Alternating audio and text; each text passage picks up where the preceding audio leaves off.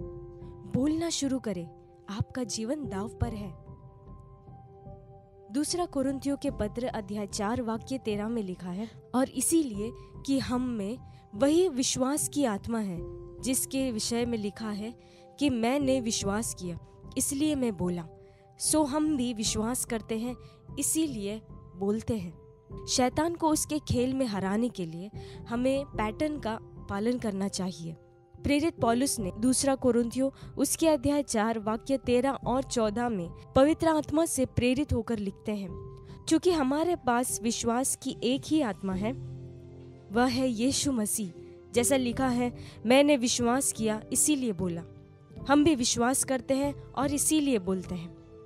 हमें भी वही बोलना चाहिए जो हम वचन के अनुसार विश्वास करते हैं। परमेश्वर के वचन में ऐसे सिद्धांत हैं जिन्हें समझना आपके लिए अनिवार्य है, क्योंकि आपका जीवन और आपके प्रियजनों का जीवन वास्तव में दांव पर लगा हुआ है।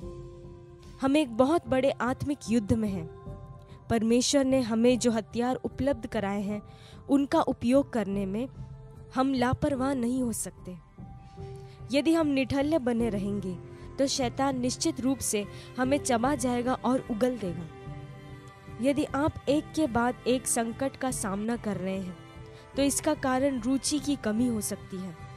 पौलुस ने सीखा कि खतरों के बीच में भी वह उस वचन को बोलकर यीशु के जीवन का अनुभव कर सका जिस पर वह विश्वास करता रहा। उसने जान लिया था कि बोलने से स्वर्ग की शक्तियां हर स्थिति में कार्य करने आ जाती है।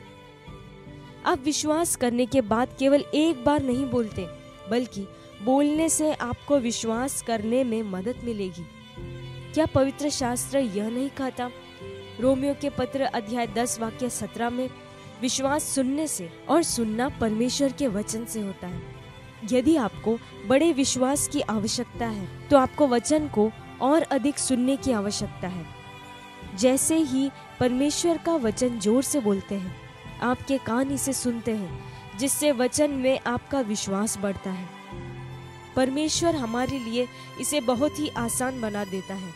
विश्वास करना बिल्कुल भी कठिन नहीं है जब तक हम उसके पैटर्न का पालन करते हैं।